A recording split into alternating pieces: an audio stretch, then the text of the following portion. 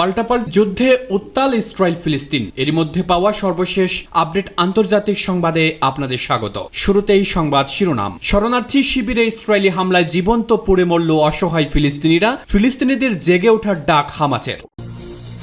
এবারে আগ্রাসন বন্ধ না করলে বন্দীরা লাশ হয়ে আপনাদের কাছে ফিরবে, ইসরায়েলকে হামাসের সতর্কবার্তা।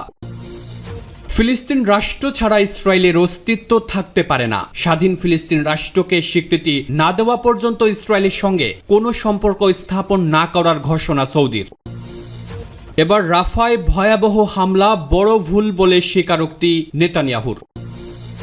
এবং সবশেষে তৃতীয় বিশ্বযুদ্ধ শুরু করতে পারে রাশিয়া। সংবাদ শিরোনামগুলো শুনছিলেন, এবারে জানিয়ে দিব বিস্তারিত। শরণার্থী শিবিরে ইসরায়েলি হামলায় জীবন্ত পুড়ে মরল অসহায় ফিলিস্তিনিরা, ফিলিস্তিনিদের জেগে ওঠার ডাক হামাসের। ইসরায়েলি দখলদার বাহিনী রাফা শহরের একটি পরিকল্পিত নিরাপদ অঞ্চলে বাস্তুচ্যুত ফিলিস্তিনিদের একটি তাঁবুতে বোমা হামলা চালিয়েছে। ফিলিস্তিনি কর্মকর্তারা জানিয়েছেন হামলায় কমপক্ষে ৪৫ ফিলিস্তিনি নিহত হয়েছেন, তাদের অনেকেই নারী ও শিশু। আল জাজিরা জানিয়েছে হামলার পর তাঁবুতে আগুন ধরে যায়, এতে অনেকে আগুনে পুড়ে মারা গেছেন। এছাড়া তাল আশ সুলতান এলাকাতেও হামলা হয়েছে। সব মিলিয়ে গত ২৪ ঘন্টায় ইসরায়েলি বাহিনী জাবালিয়া, নশীরাত এবং গাজা সিটি সহ অন্যান্য এলাকায় উদ্বাস্তু ফিলিস্তিনিদের আশ্রয় কেন্দ্রে বোমা বর্ষণ করেছে। ফিলিস্তিনি কর্মকর্তারা জানিয়েছেন এসব হামলায় কমপক্ষে ১৬০ জন নিহত হয়েছেন। ইসরায়েল সরকারের মুখপাত্র আভি হাইম্যান স্বীকার করেছেন রাফাতে একটি শিবিরে হামলায় ৪৫ ফিলিস্তিনি বেসামরিক নাগরিকের মৃত্যুর তদন্তের প্রাথমিক ফলাফল থেকে জানা যায় যে তারা ইসরায়েলি বিমান হামলার কারণে সৃষ্ট আগুনে মারা যেতে পারে।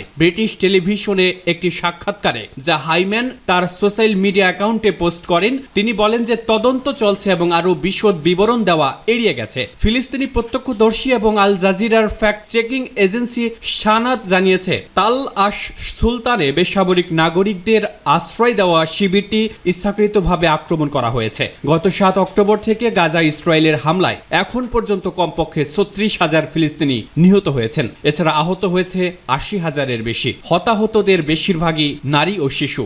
আগ্রাসন বন্ধ না হলে বন্দীরা লাশ হয়ে আপনাদের কাছে ফিরবে, ইসরায়েলকে হামাসের সতর্কবার্তা। ফিলিস্তিনের ইসলামী প্রতিরোধ আন্দোলন হামাসের পলিট ব্যুরোর সদস্য এবং লেবানন প্রতিনিধি ওসামা হামদান হুঁশিয়ারি উচ্চারণ করে বলেছেন, ইহুদিবাদী ইসরায়েল গাজা উপত্যকায় চলমান আগ্রাসন ও গণহত্যা বন্ধ না করলে হামাসের হাতে যেসব ইসরায়েলি বন্দী রয়েছে তারা লাশ হয়ে ঘরে ফিরতে পারে। এসব বন্দী ইসরায়েলি আগ্রাসনেই মারা যাবে এবং তারা কখনোই জীবিত ফিরতে পারবে না বলে তিনি সতর্ক করেন। গতকাল লেবাননের রাজধানী বৈরুতে এক সংবাদ সম্মেলনে এই হুঁশিয়ারি উচ্চারণ করেন ওসামা হামদান। তিনি বলেন, যুদ্ধবাজ নেতানিয়াহু এবং তার সমর্থকরা আগ্রাসন বন্ধ করতে যত দেরি করবে তাদের বন্দীরা ততই ইসরায়েলি বোমা আর মার্কিন ক্ষেপণাস্ত্রের আঘাতে মরতে থাকবে। তিনি আরো বলেন, যুদ্ধ বন্ধে এবং বন্দি বিনিময় চুক্তি ছাড়া গাজা উপত্যকায় আটক ইসরায়েলিদের মুক্তি মিলবে না। গত ৭ অক্টোবর ফিলিস্তিনের প্রতিরোধে আন্দোলনগুলো ইহুদিবাদী ইসরায়েলের বিরুদ্ধে আল-আকসা স্ট্রম অভিযান পরিচালনার সময়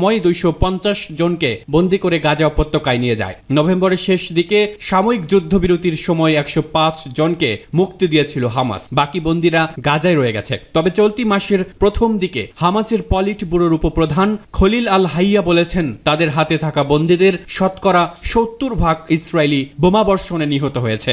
ফিলিস্তিন রাষ্ট্র ছাড়া ইসরায়েলের অস্তিত্ব থাকতে পারে না। স্বাধীন ফিলিস্তিন রাষ্ট্রকে স্বীকৃতি না দেওয়া পর্যন্ত ইসরায়েলের সঙ্গে কোনো সম্পর্ক স্থাপন না করার কথা আগেই জানিয়েছে সৌদি আরব। এবার মধ্যপ্রাচ্যের অন্যতম সম্পদশালী ও প্রভাবশালী এই দেশটি বলেছে ফিলিস্তিন রাষ্ট্র ছাড়া ইসরায়েলও থাকতে পারে না। একই সঙ্গে ১৯৬৭ সালের সীমানা অনুযায়ী স্বাধীন ফিলিস্তিন রাষ্ট্র প্রতিষ্ঠার বিষয়টিও পুনর্ব্যক্ত করেছে সৌদি আরব। এদিকে রাফা শরণার্থী শিবিরে ইসরায়েলি হামলায় ৪০ জন নিহত হয়েছে। সোমবার সংবাদ মাধ্যমগুলোর খবরে বলা হয়, ব্রাসেলসে আরব ও ইউরোপীয় পররাষ্ট্রমন্ত্রীদের সঙ্গে বৈঠকের পর সৌদি পররাষ্ট্রমন্ত্রী ফয়সাল বিন ফারহান জানান, ফিলিস্তিন রাষ্ট্র না থাকলে ইসরায়েলের অস্তিত্ব থাকতে পারে না। তিনি বলেন, দ্বিরাষ্ট্রীয় সমাধানের মাধ্যমে তারা যে নিরাপত্তা চায় সেটি ইসরায়েল স্বীকার করে না, যা খুবই উদ্বেগের বিষয়। সৌদি আরবের শীর্ষ এই কূটনীতিক সাংবাদিকদের বলেন, ফিলিস্তিনি রাষ্ট্রের অস্তিত্ব ছাড়া ইসরায়েলের অস্তিত্ব থাকতে পারে না এবং এটা সম্পূর্ণরূপে মেনে নেওয়াই প্রয়োজন ইসরায়েলের। সৌদি পররাষ্ট্রমন্ত্রী ফয়সাল বিন ফারহান আরো বলেন, ফিলিস্তিন রাষ্ট্র প্রতিষ্ঠার মাধ্যমেই নিরাপত্তা পাবে ইসরায়েল। তাই আমরা আন্তরিকভাবে আশা করি করি ইসরায়েলের নেতারা বিষয়টি বুঝতে পারবেন যে আন্তর্জাতিক সম্প্রদায়ের সঙ্গে মিলে কাজ করাটা তাদের স্বার্থেই ভালো, আর সেটি শুধুমাত্র ফিলিস্তিনি কর্তৃপক্ষকে শক্তিশালী করাই নয়, বরং 1967 সালের সীমানা অনুযায়ী একটি ফিলিস্তিন রাষ্ট্র প্রতিষ্ঠা করা। এর আগে চলতি বছরের ফেব্রুয়ারিতে স্বাধীন ফিলিস্তিন রাষ্ট্রকে স্বীকৃতি না দেওয়া পর্যন্ত তারা ইসরায়েলের সঙ্গে কোনো সম্পর্ক স্থাপন করবে না বলে জানিয়েছিল সৌদি আরব। সৌদি প্রেস এজেন্সির বিবৃতিতে সে সময় বলা হয় 1967 সালে সীমান্ত অনুযায়ী পূর্ব জেরুজালেমকে রাজধানী করে স্বাধীন ফিলিস্তিন রাষ্ট্রকে স্বীকৃতি না দেওয়া পর্যন্ত ইসরায়েলের সঙ্গে কোনো কূটনৈতিক সম্পর্ক হবে না বলে সৌদি আরব বাইডেন প্রশাসনকে জানিয়ে দিয়েছে। বিবৃতিতে আরো বলা হয় গাজায় ইসরায়েলি আগ্রাসন বন্ধ করতে হবে এবং অবরুদ্ধ এলাকা থেকে সকল রকমের ইসরায়েলি বাহিনীকে প্রত্যাহার করতে হবে। মূলত গাজা ভূখণ্ডের পাশাপাশি অধিকৃত পশ্চিম তীরকে ফিলিস্তিনিরা তাদের ভবিষ্যৎ স্বাধীন রাষ্ট্রের মূল অংশ হিসেবে চায়। এছাড়া ফিলিস্তিনিরা ঐতিহাসিক জেরুজালেম শহরের পূর্ব অংশকে নিজেদের ভবিষ্যৎ রাষ্ট্রের রাজধানী হিসেবে দেখে থাকে।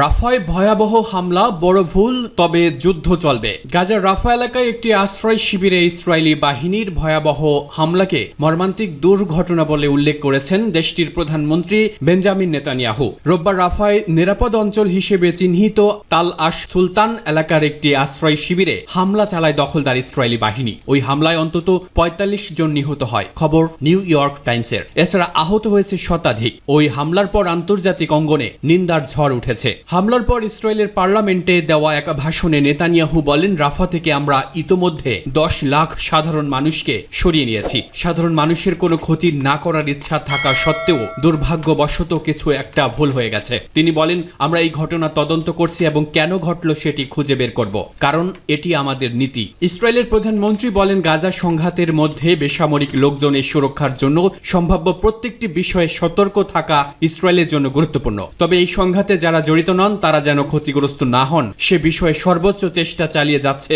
ইসরায়েলি বাহিনী। নেতানিয়াহু বলেন, আমাদের সব লক্ষ্য পূরণের আগে এই যুদ্ধ বন্ধের কোনো ইচ্ছা আমাদের নেই। এদিকে এই হামলার পর নিন্দা জানিয়েছে আন্তর্জাতিক বিভিন্ন সংস্থা। ইসরায়েলকে আন্তর্জাতিক বিচার আদালতের সাম্প্রতিক নির্দেশনা মেনে রাফায় হামলা বন্ধের আহ্বান জানিয়েছে ইউরোপীয় ইউনিয়ন। এই জোটের প্রধান কূটনীতিক জোসেফ বোরেল রোববারের হামলাকে ভয়াবহ বলে উল্লেখ করেছেন। তৃতীয় বিশ্বযুদ্ধ শুরু করতে পারে রাশিয়া। জার্মানি রাশিয়ার বিরুদ্ধে সশস্ত্র সংঘাতের প্রস্তুতি নিচ্ছে বলে গণমাধ্যমের প্রতিবেদন থেকে জানা গেছে। জার্মান প্রতিরক্ষা মন্ত্রণালয়ের কাছ থেকে পাওয়া কিছু গোপন নথির বরাত দিয়ে বিল্ড সংবাদপত্র এই সম্পর্কে একটি প্রতিবেদন প্রকাশ করেছে। গণমাধ্যমটি দাবি করেছে রাশিয়া আগামী বছর ন্যাটোর মিত্র দেশগুলোতে আক্রমণ করে ইউক্রেনের বিরুদ্ধে যুদ্ধ প্রসারিত করতে পারে, যা তৃতীয় বিশ্বযুদ্ধের সম্ভাব্য সূচনার দিকে ইঙ্গিত করছে। রাশিয়া ও ইউক্রেনের মধ্যে চলমান সংঘাত 2 বছর পূরণ হওয়ার কাছাকাছি আসার সময় এই প্রতিবেদনটি প্রকাশ পেল। এদিকে রুশ কর্মকর্তারা বিল্ডে প্রকাশিত প্রতিবেদনের বিষয়ে মন্তব্য করতে অস্বীকৃতি জানিয়েছেন। তারা এটিকে ভুয়া বলে অভিহিত করেছেন। প্রতিবেদনে আরো অভিযোগ করা হয়েছে, ইউরোপের সশস্ত্র বাহিনী ন্যাটোর পূর্ব দিকে রাশিয়ার আক্রমণের জন্য প্রস্তুতি নিচ্ছে, যার মধ্যে সাইবার আক্রমণ অন্তর্ভুক্ত হতে পারে। জার্মান প্রতিরক্ষা মন্ত্রণালয়ের সূত্রের বরাত দিয়ে বিল্ড আরো বলেছে, মাত্র কয়েক সপ্তাহের মধ্যে উত্তেজনা শুরু হবে এবং কয়েক হাজার জার্মান সেনাকে যুদ্ধক্ষেত্রে পাঠানো হবে। জার্মান গণমাধ্যমটি বলছে, যেহেতু পশ্চিমাদের থেকে তহবিল হ্রাস পাচ্ছে, গোপন নথি অনুসারে সংঘর্ষ বাড়বে এবং রুশ প্রেসিডেন্ট